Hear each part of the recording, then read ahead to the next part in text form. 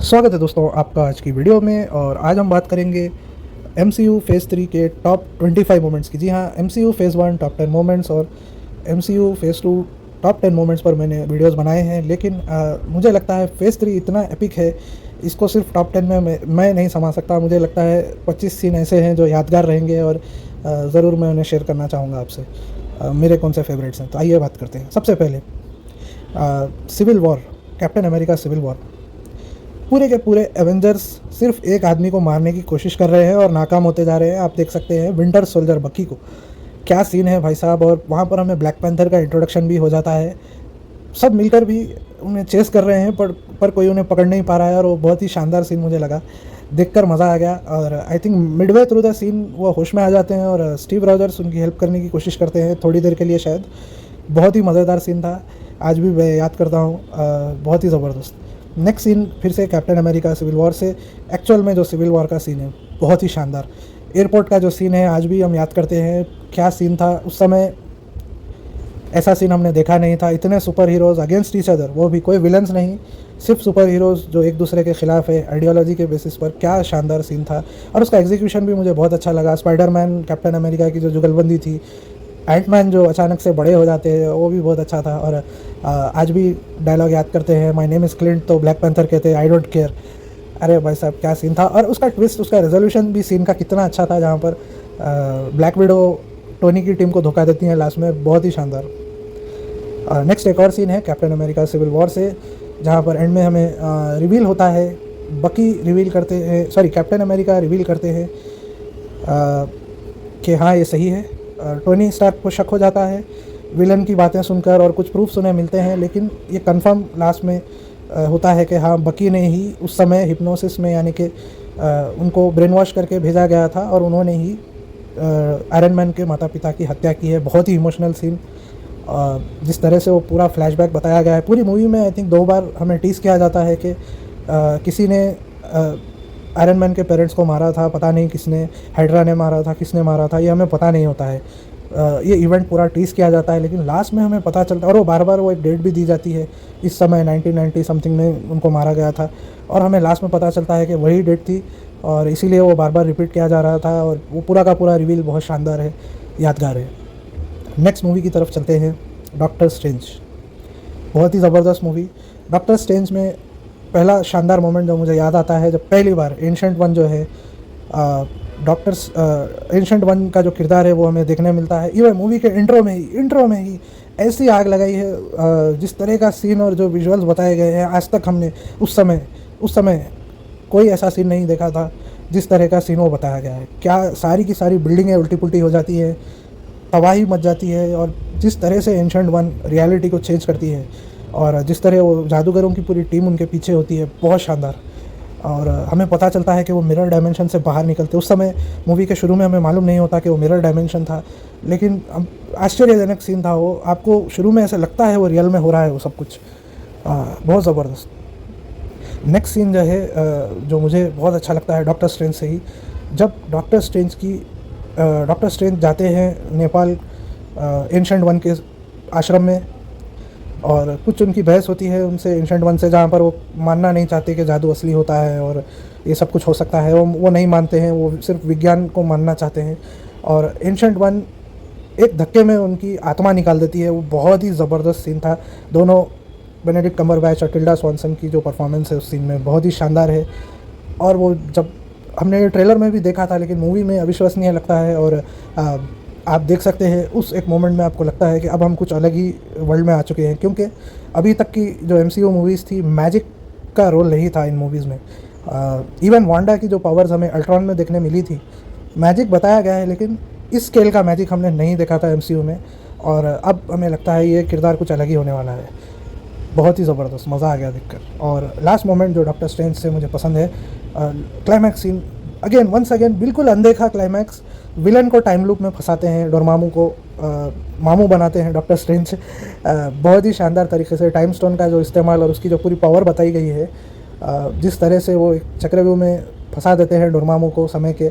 और इंग्लिश में तो ज़बरदस्त है। मैंने इस मूवी को हिंदी में भी देखा है, कई बार टीवी पर आती है तब भी देखा है। हिंदी में भी क्या ज़बरदस्त डायलॉग है। आज भी याद आते हैं मुझे। और बेनेडिक्ट कम्बरबैच जिस तरह से वो बोलते हैं इंग्लिश में भी, और इवन जो हिंदी डबिंग जिन्होंने की है बहुत शानदार की है। नेक्स्ट मूवी पर चलते हैं, Guardians of the Galaxy volume 2। Once again comedy, full family fun good movie. और लास्ट में जब ईगो अपना प्लान रिवील करते हैं, क्या शानदार एक्टर है कर्ट रसल जिन्होंने ईगो का रोल किया है। पीटर क्विल, हाँ, स्टार लॉर्ड के फादर का जो रोल करते हैं, बहुत शानदार एक्टर। और उस सीन में आप स्टार लॉर्ड का भी एक इमोशनल साइड देखते हैं, और आप उनकी आंखों में, क्रिस प्रैट की आंखों में आप देख सकते हैं। मुझे MCU से पहले मैंने क्रिस प्रैट को नहीं देखा है, एक्चुअली देखा भी होगा तो मैंने कभी उनको बड़े रोल में नहीं देखा था। Guardians of the Galaxy volume 1 में मैंने देखा था उन्हें, और मुझे वो अच्छे एक्टर लगे, मुझे लगा ठीक ठाक है। लेकिन 2 में जब ये सीन होता है और जब वो रिवील होता है कि ईगो कौन है और वो क्या कर सकते हैं, आप उस मोमेंट में उनका चेहरा बदलते हुए देखते हैं, और आपको समझ आता है नहीं भाई साहब, ये कोई कॉमेडियन नहीं है, ये बंदा एक्टर है वाकई में, मतलब ये कर सकता है आगे भी कुछ भी। और उन्होंने किया। आप देखते हैं MCU के बाद भी उनका करियर क्या ज़बरदस्त चल रहा है। उस मोमेंट में आपको रियलाइज़, मुझे तो पर्सनली उस मोमेंट में रियलाइज़ हुआ कि वो बहुत अच्छा एक्टर हैं करके। Next, Guardians of the Galaxy volume 2 में once again and fight scene बहुत ही शानदार। पूरा का पूरा फाइट सीन जो है ईगो से जो लड़ते हैं, और पैकमैन का रूप वो धारण करते हैं, पैकमैन के बॉल वाला। बहुत ही शानदार विजुअल था वो, पूरा का पूरा जो तबाही होती है, और जिस तरह से वो अलग अलग पावर्स अपनी यूज़ करते हैं। और ईगो की जो सेलेस्टियल पावर, स्पेशल पावर्स जो होती हैं, जो पीटर के पास भी होती है, वो उसे जब एक्टिवेट करते हैं, बहुत ही ज़बरदस्त था। आज भी यादगार सीन है वो मेरे लिए। नेक्स्ट, इसी मूवी से यॉन्डू का हम फ्यूनरल सीन देखते हैं। यॉन्डू के किरदार को लास्ट टाइम जब अलविदा कहा जाता है, कितने स्पेसशिप आते हैं और उनका पूरा जो पुराना क्रू है। अगर आप मूवी की स्टोरी आपको थोड़ी सी याद नहीं है तो मैं आपको बता दूं, क्योंकि यॉन्डू ने पीटर को अर्थ से उठाया था किसी के ईगो के आदेश पर। उनका एक पूरा बड़ा क्रू होता है जो उन्हें रिजेक्ट कर देता है, और ज़िंदगी भर वो ये चाहते हैं कि वापस वो क्रू वाले उनको एक्सेप्ट करें। और उस क्रू के लीडर जो होते हैं, कैमियो में आपको दिखते हैं सिल्वेस्टर स्टेलोन साहब, वो उस पूरे के पूरे क्रू के लीडर होते हैं। और लास्ट सीन में भी वो हमें देखने मिलते हैं, जब लास्ट सीन यॉन्डू को अलविदा कहा जा रहा है। और उस सीन में भी जो इमोशनल एक्टिंग जो सभी ने दिखाई है, और स्पेशली क्रिस प्रैट की जो इमोशनल एक्टिंग है, बहुत ही शानदार है, देखने लायक, यादगार सीन रहेगा मेरे लिए। नेक्स्ट मूवी की हम बात करते हैं थॉर रैग्नारॉक से। जी हाँ, थॉर 3 से हेला का इंट्रो सीन, भाई साहब क्या इंट्रो है, बहुत ही शानदार एक्टिंग, क्या एंट्री है। उन एक्ट्रेस का नाम अभी मुझे याद नहीं आ रहा है, बहुत ही ज़बरदस्त एक्टिंग की है उन्होंने, हेला का जिन्होंने रोल किया है। थॉर का हैमर जब वो तोड़ती है, भाई साहब पूरा ट्रेलर में हमने देखा था, और देखकर बहुत अजीब लगा था कि क्या हो रहा है भाई, कौन है ये, कहाँ से आई है, क्यों आई है। और बहुत ही शानदार रिवील जब वो आती है, और वो जो पूरा सीन है ट्रेलर में, ऑब्वियसली हमने सिर्फ एक क्लिप देखा था जहाँ पर वो हैमर को तोड़ती है, लेकिन उस सीन का जो पूरा कॉन्टेक्स्ट है और जिस तरह से वो परफॉर्म करती हैं, बहुत ही शानदार। I think one of the best casting है वो उस रोल के लिए। सीनियर एक्ट्रेस हैं वो, मैडम का नाम मुझे याद नहीं आ रहा, बहुत शानदार एक्टिंग की है उन्होंने। नेक्स्ट सीन थॉर रैग्नारॉक से ही हमें याद आता है थॉर और हल्क की लड़ाई। जब थॉर हल्क को देखता है, oh my God he is my friend, क्या डायलॉग। और लोकी के चेहरे पर जो एक्सप्रेशन होता है, यादगार भाई, आज भी याद आता है। और वो जिस तरह का वो पूरा फाइट सीन है आपको याद रह जाता है। कोरियोग्राफी बहुत ही शानदार है, अगर आप थोड़ा ध्यान दें तो आपको पूरा का पूरा सीन याद आएगा कि वो पहले कौन मारता है और वो कैसे मारते हैं और फिर हल्क कैसे मारता है और लास्ट में क्या होता है। बहुत ही शानदार scene, one of the best fight scene from MCU। Next scene Thor Ragnarok से दोबारा एक्चुअल रैग्नारॉक सीन, यानी क़यामत का सीन, जहाँ पर लास्ट में वो शैतान बाहर आता है, सर्टर, और हेला जो है, हेला और सर्टर की लड़ाई होती है। और लास्ट में हमें लगता है अब क्या होगा। सर्टर जब बाहर आता है तो सभी सोचते हैं अरे अब तो 2 विलन आ गए हैं, अब क्या। लेकिन जो ट्विस्ट होता है हमें पता चलता है कि थॉर का प्लान ही नहीं था कि वो रुक कर वहाँ पर लड़े, और बहुत समझदारी वो दिखाते हैं। और इसके पीछे कॉमिक्स में एक मैंने पूरी नहीं पढ़ी है, लेकिन एक छोटी सी कहानी है जो मैं आपसे शेयर करना चाहता हूँ। ओडिन की एक आँख नहीं होती है, आपने देखा होगा। और इस सीन में भी हेला जो है उन्होंने थॉर की एक आँख निकाल दी होती है एक फ़ाइट सीन के पहले। और एक आँख निकलने के बाद आप देखते हैं थॉर को कुछ विज़न आता है जहाँ पर उन्हें ओडिन दिखते हैं, और ओडिन उन्हें कुछ याद दिलाते हैं कि थॉर के अंदर, थॉर के मन में उनकी पावर है, उनके हथौड़े में उनकी पावर नहीं है। और वहाँ से फिर वो एकदम एक एक्टिव मोड में आ जाते हैं, और उन्हें कुछ एक नॉलेज आ जाती है, एक उस मोमेंट में एक उन्हें क्लैरिटी आ जाती है कि उनको वहाँ हेला से लड़ना नहीं है, उसका मुकाबला नहीं करना है, वहाँ से निकल जाना है। तो ये जो पूरी क्लैरिटी उनको आती है। तो एक छोटी सी स्टोरी इसके बारे में ये है कि वाइकिंग कल्चर में एक लेजेंड है कि ओडिन ने अपनी एक आँख कुर्बान की थी ताकि वो और देख सके। बात को समझिए, गहरी बात है। यानी कि और नॉलेज हासिल कर सके। और एक आँख उनकी होती है, लेकिन एक आँख से उन्हें पूरी दुनिया, हर चीज़ उन्हें साफ साफ दिखती है। मतलब एक आँख खोकर भी वो और साफ देखने लगे हैं। यही चीज़ हमें रैग्नारॉक में लास्ट सीन में थॉर के साथ देखने को मिलती है। एक आँख उनकी चली जाती है, लेकिन वो विजडम, वो ज्ञान ओडिन का जो था वो उनके अंदर उस मोमेंट में हमें समाते हुए दिखता है। अनफॉर्चुनेटली मुझे लगा बहुत अच्छा मोमेंट था ये, और आगे चलकर दोबारा से थॉर को जिस तरह से वो उनकी आंख वापस मिलती है वो मुझे ठीक लगा, बट वो उनका विजडम कहीं फिर घास चरने चला जाता है फ्यूचर मूवीज़ में। मतलब थॉर को बिल्कुल बुद्धू बना दिया गया है, जो कि मुझे उतना अच्छा नहीं लगा। आगे चलकर डिसअपॉइंटिंग लगा थोड़ा सा, लेकिन क्योंकि बाकी की मूवीज़ ओवरऑल इतनी अच्छी थी तो वो फिर भी हमने उस समय उसको माफ़ कर दिया, सभी लोगों ने वो उसको पास ऑन कर दिया। लेकिन थॉर 4 में भाई साहब देखकर मुझे बहुत बुरा लगा। थॉर की जो हालत कर दी है किरदार की, मतलब एज ए किरदार जोकर बनाकर छोड़ दिया है क्रिस हेम्सवर्थ को।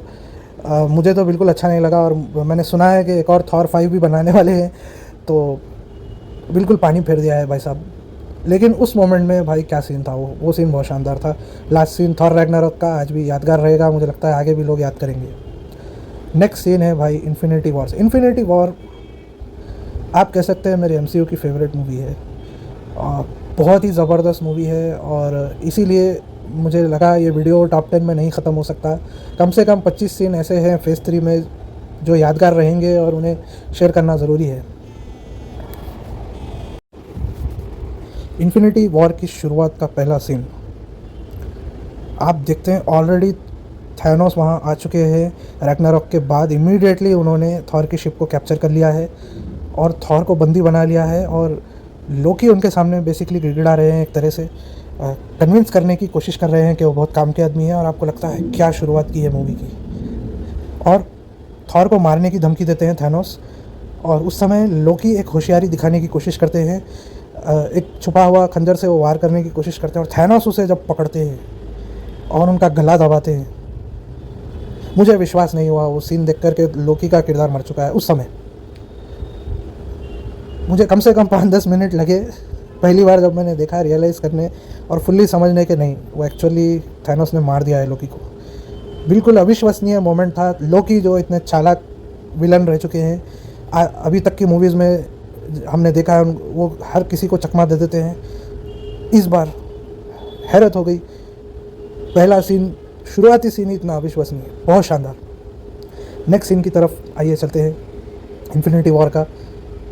जब आयरन मैन डॉक्टर स्ट्रेंज से मिलते हैं और वो पूरी की पूरी एक फ़ाइट सीन होती है, और आयरन मैन थैनोस के second in command I think वो होते हैं, उनको कुछ बोलते हैं, डायलॉग बोलते हैं कि earth is close today, you can go something, अच्छा सा डायलॉग बोलते हैं। और उसके बाद जो फाइट सीन होता है, बहुत ही शानदार और यादगार फाइट सीन, देखकर मज़ा आ जाता है। और हल्क वहाँ पर मार्क रफेलो जो है हल्क बनने की कोशिश कर रहे होते हैं, पर वो बन नहीं पाते, और कहते हैं dude what are you doing, you are embarrassing me in front of the wizards. बहुत ही शानदार कॉमेडी डायलॉग्स इस सीन में, पूरा का पूरा सीन का जो कॉमेडी है और जो एक्शन है, लेकिन एक आपके बैक ऑफ द माइंड में एक सीरियसनेस होती है, भाई अगर इसने सच में स्ट्रेंज को पकड़ लिया तो क्या हो जाएगा। बहुत ही शानदार सीन, तीनों इमोशंस का परफेक्ट मिक्स, टेंशन, कॉमेडी और एक्शन, बहुत ज़बरदस्त। और इन्फिनिटी वॉर का नेक्स्ट सीन जहाँ पर हमें गमोरा की बैक स्टोरी दिखाई जाती है, और हमें थैनोस का मेन प्रिंसिपल दिखाया जाता है, जहाँ पर वो बेसिकली वो समझाते हैं कि क्यों इन्फिनिटी स्टोन्स को वो क्यों जमा कर रहे हैं,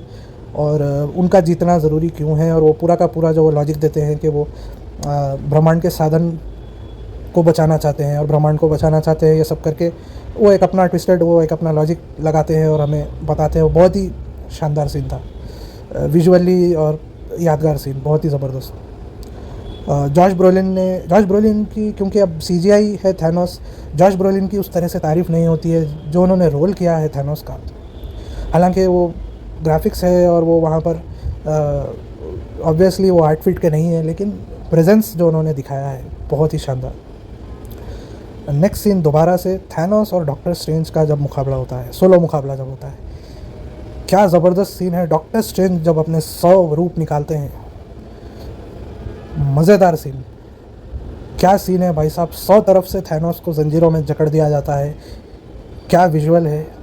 और पूरा का पूरा मिरर डायमेंशन उठाकर थैनोस फेंकते हैं डॉक्टर स्ट्रेंज पर, वो भी क्या सीन है। मतलब देखकर मज़ा आ गया। आपको डॉक्टर स्ट्रेंज की पावर्स की हद दिखती है जब थैनोस, जो कि आई थिंक उस समय 2 या 3 इन्फिनिटी स्टोन पहने हुए थैनोस से जब डॉक्टर स्ट्रेंज सिर्फ अपने पावर्स की बेसिस पर फाइट करते हैं, क्या सीन था भाई साहब।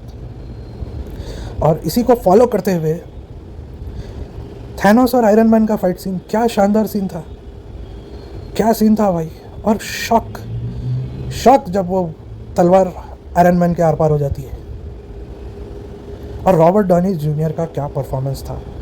आपको लगता है अब इतने साल हमने ये सब कुछ देखा है, अब गेम ख़त्म हो गया भाई, अब कुछ नहीं हो सकता, नहीं हो सकता, बिल्कुल हो गया। क्या शॉकिंग मोमेंट था और क्या शानदार परफॉर्मेंस थी, आज भी याद आता है। और थैनोस का जो डायलॉग था, मैं कहूँगा इंग्लिश में तो बहुत ज़बरदस्त था, लेकिन हिंदी जो डबिंग आर्टिस्ट है, बाय द वे मैं आपको बता दूँ, मैं इंग्लिश और हिंदी दोनों में ये मूवीज़ देखता हूँ। जब मैं ये मूवीज़ रिलीज़ होती थी तो मैं हमेशा पहले इंग्लिश में देखा करता था, और फिर जब मुझे बहुत अच्छी लगती थी मूवी तो मैं दोबारा से उसे, और थोड़े मेरे कुछ दोस्त थे उनके साथ हिंदी में भी देखता था, क्योंकि हिंदी का एक अपना मज़ा है। आप चाहे तो उसे डिनाई करें, लेकिन मेरे हिसाब से अगर आपने नहीं देखा है तो ज़रूर देखिए, उसका भी एक अपना मज़ा है। डायलॉग्स चेंज होते हैं, ऑब्वियसली शब्द चेंज किए जाते हैं, लेकिन कहानी का मैसेज और जो इमोशनल कोर है वो उसी तरह से, उसी ईमानदारी से डिलीवर किया जाता है। और आपको थोड़ा सा देखने पर शुरू में शायद ना समझ आए, लेकिन कुछ देर देखने के बाद आपको वो दिल पर लगेगा। ज़रूर एक बार ट्राई कीजिए, पूरी मूवी देखने की कोशिश कीजिए। आउट ऑफ कॉन्टेक्स्ट आपको 1-2 सीन देखेंगे, 1-2 डायलॉग हिंदी में देखेंगे तो आपको नहीं समझ आएगा। खैर, आपकी अपनी अपनी मर्ज़ी होती है। नेक्स्ट सीन की हम बात करते हैं। यहाँ से फिर निकल कर हम वकांडा जाते हैं, और ऑलरेडी 4 स्टोन थैनोस के पास आ चुके हैं, और बैटल हार रहे हैं वकांडन आर्मी, कैप्टन अमेरिका और बाकी एवेंजर्स। और आपको लगता है अब इस साइड के जो लोग हैं वो ख़त्म होने वाले हैं। लेकिन वहीं पर जब थॉर की एंट्री होती है भाई साहब, थिएटरों में जो आग लगी थी, जिस तरह की चीख निकली थी लोगों की, इंडिया में ही नहीं, भारत में ही नहीं, पूरे विश्व में जिसने भी ये मूवी देखी है थॉर की एंट्री पर वकांडा में, उसने चिल्लाया है। मतलब एटलीस्ट उसने थिएटर में जब देखा है तो वहाँ लोगों ने चिल्लाया है। बहुत ही शानदार यादगार entry, one of the best moments of entire MCU, Thor की एंट्री। और इसके बाद जो कुछ सीन्स होते हैं वो सब कुछ चलता है, और लास्ट में जब थॉर का जो एक्स है, स्टॉर्म ब्रेकर, थैनोस के सीने में होता है, आपको लगता है हमारे हीरोज़ ने जंग जीत ली है, आपको लगता है अच्छे दिन आने वाले हैं, लेकिन वहीं पर थैनोस स्नैप कर देता है। और भाई साहब क्या मोमेंट था, क्या मोमेंट था, आज भी लोग याद करते हैं थैनोस का वो स्नैप, बहुत ही शानदार, अविश्वसनीय एंडिंग, नो पोस्ट क्रेडिट्स, घर जाओ सालो। यादगार मोमेंट्स, यादगार। लोग पागल हो गए थे देखकर, और जिन्हें कॉमिक्स के बारे में कुछ नहीं पता था उनको लगा ये क्या हो गया है, मतलब फिर ऐसे आगे की मूवीज़ कैसे बनेंगी, उनको समझ ही नहीं आया। जिन्होंने थोड़ा बहुत कॉमिक्स के बारे में सुना था उनको पता था आगे भी कुछ होगा, और वो, लेकिन जिन्होंने, उनके लिए तो कम्प्लीटली शॉकिंग, सब कुछ ख़त्म हो गया। बहुत शानदार। रूसो ब्रदर्स और एक्चुअल जो ओरिजिनल स्टोरी जिन्होंने भी लिखी है, स्टैनली और जो दूसरे राइटर्स होते थे, सभी को क्रेडिट। इतने सालों की मूवीज़ का जो क्लोजर है देखने मिलता है। नेक्स्ट चलते हैं एंड गेम के मोमेंट्स की तरफ, और वीडियो को रैप करेंगे। और एंड गेम में भाई साहब पहले सीन में, शुरुआती सीन्स में जब थैनोस को पूछा जाता है वो क्या कर रहे थे, उन्होंने क्या किया है, और वो रिवील करते हैं मैंने स्टोन्स को ही डिस्ट्रॉय कर दिया है, और थॉर अपना एक्स घुमाकर थैनोस का सर काट देते हैं। और वो भाई साहब क्या शॉकिंग सीन था वो, बहुत ही ज़बरदस्त सीन। यकीन ही नहीं हुआ मुझे कि उन्होंने ऐसा कर दिया, मतलब शॉकिंग सीन था, बहुत ज़बरदस्त। और नेक्स्ट सीन एंड गेम से ही टोनी वापस आते हैं, फिगर आउट कर लेते हैं टाइम ट्रैवल कैसे करना है, और कैप्टन अमेरिका को जब वो वापस उनकी शील्ड वापस गिफ्ट करते हैं, दिल को छूने वाला मोमेंट, बहुत ही शानदार। और जब फाइनल बैटल होता है, एवेंजर्स, बचे कुछ एवेंजर्स थैनोस से लड़ रहे हैं, और आपको लगता है थॉर थैनोस के हाथ से मरने वाला है, तभी कैप्टन अमेरिका के हाथ में म्योनिर आता है, थॉर का हथौड़ा आता है। और भाई साहब जो थिएटर ने, हमारे थिएटर ने जो चिल्लाया, 2 बार मैंने फ़िल्म देखी है, इंग्लिश में एक बार हिंदी में, और भाई साहब हर जगह की ऑडियंस ने चिल्लाया है, बहुत मज़ेदार। और नेक्स्ट सीन कुछ आगे थोड़ा सा हम बढ़ते हैं, पूरे के पूरे एवेंजर्स 15 साल आपके लिए नहीं 10 साल की मेहनत, सभी लोग वहाँ जमा है, छोटे से छोटा किरदार, बड़े से बड़ा किरदार, मेजर से मेजर किरदार, सबसे बड़ा विलन सामने खड़ा है, फ़ौज, जादूगरों की फ़ौज, वकांडा की फ़ौज, थॉर के वैल्करीज की फ़ौज, एसगार्ड की फ़ौज, पृथ्वी की फ़ौज, सभी एवेंजर्स खड़े हैं। सारी नज़र एक आदमी की तरफ है, थैनोस की तरफ, और फिर कैमरा घूमता है क्रिस एवंस, कैप्टन अमेरिका की तरफ। और वो मोमेंट जहाँ पर पूरी दुनिया की ऑडियंस ने चिल्लाया है, एवेंजर्स असेंबल, क्या बात है भाई साहब, बहुत ही शानदार, मज़ा आ गया। और ज़बरदस्त fight scene, one of the best fight scene जो एवर फिल्माया गया है, टेक प्लेस करता है। और इस फाइट सीन के अंत में आपको दोबारा से लगता है कि थैनोस जीत जाएगा, लेकिन वहीं पर हमें पता चलता है टोनी ने स्टोन्स चुरा लिए हैं, और टोनी कहते हैं आई एम आयरन मैन। भाई साहब भाई साहब भाई साहब, बहुत ही यादगार सीन, क्या सीन था। और उसी सीन को फॉलो करते हुए जब उनकी मृत्यु हो जाती है, अविश्वसनीय था। एक पूरी जर्नी हमने कंप्लीट की फेज़ 3 तक, अविश्वसनीय था, लगा नहीं था ऐसे होगा। वो किरदार जिसकी आप सबसे कम उम्मीद करते हैं कि वो चला जाएगा, बहुत लोगों की ये उम्मीद थी थॉर या कैप्टन अमेरिका में से कोई जाएंगे। उस समय अगर आपको याद होगा काफ़ी डिस्कशंस होते थे, और जो भी आपकी जो भी यादें हैं तो ज़रूर कमेंट कीजिए। लगता था ऐसे कैप्टन अमेरिका ही जाएंगे मोस्ट प्रोबेबली, लेकिन जब आयरन मैन को हमने अलविदा कहा, क्या बात। और इस पूरे सागा का लास्ट सबसे मेमोरेबल सीन, टोनी का फ्यूनरल सीन, जहाँ पर आखिरी बार हम पूरे एवेंजर्स को एक साथ देखते हैं। और आयरन मैन जिसने सब कुछ ये पूरा सफ़र शुरू किया, उनको अलविदा करने के लिए पूरे एवेंजर्स वहाँ जमा होते हैं। यादगार सीन, यादगार रहेगा, ये पूरे मूवीज़ यादगार रहेंगे हमारे लिए पर्सनली। हो सकता है आगे लोग भूल जाएं, लेकिन मुझे पर्सनली यादगार मेरे लिए ये रहेंगे। फ़ेज़ 1 से लेकर पहली आयरन मैन से लेकर एंड गेम तक, आई थिंक 20-25 मूवीज़, 10 साल, फ़ेज़ 1 से फ़ेज़ 3 तक का सफ़र, टॉप 25 मोमेंट्स शेयर करने में मुझे आपके साथ बहुत खुशी हुई है। और मेरे हिसाब से इसके बाद एक मूवी है स्पाइडरमैन नो वे होम, और उसको मैं एमसीयू का अंत मानता हूँ। बेसिकली मेरे लिए वो एमसीयू का एंडिंग है। उसके बाद मैंने थॉर 4 देखी है, लेकिन मुझे बिल्कुल पसंद नहीं आई, और फ्यूचर मूवीज़ मैं देखने वाला नहीं हूँ आगे चलकर। और वॉल्यूम 3 भी मैंने नहीं देखी है, गार्डियंस ऑफ द गैलेक्सी। लेकिन मेरे लिए पर्सनली यहाँ तक ये जर्नी थी, काफ़ी रहेगी। और उम्मीद करता हूँ आपको भी फ़ेज़ 1 से फ़ेज़ 3 तक सबसे ज़्यादा आपको मज़ा आया होगा, और शायद आपको आगे की मूवीज़ भी पसंद हो सकता है। नो हेट, आपको अभी भी पसंद है तो ज़रूर देखिए, आगे की मूवीज़ भी देखिए। फैंटास्टिक 4 आ रही है आगे चलकर, आयरन मैन खुद वापस आ रहे हैं एज डॉक्टर डूम। लेकिन पर्सनली मेरे लिए ये फ़ेज़ 3 तक का ही सफ़र था, और यादगार सफ़र था। उम्मीद करता हूँ आपको वीडियोस पसंद आई होंगी, ये 3 वीडियोस जो मैंने की हैं MCU 1, 2 और 3 फेज़ पर। उम्मीद करता हूँ मेरे पसंद किए हुए सीन भी आपको पसंद आए होंगे। तो वीडियो देखने के लिए बहुत बहुत धन्यवाद। Have a good day.